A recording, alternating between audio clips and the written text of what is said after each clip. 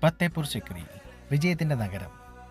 ചരിത്രപരമായി പറഞ്ഞാൽ മുഗൾ ചക്രവർത്തിയായ അക്ബർ ജോധാബായി ദമ്പതികൾ മക്കളില്ലാത്ത സങ്കടം മാറാൻ ചെന്ന് കണ്ടത് അജ്മീറിലെ സുബിവര്യനായ മൊയ്നുദ്ദീൻ ചിശ്തിയെയാണ്.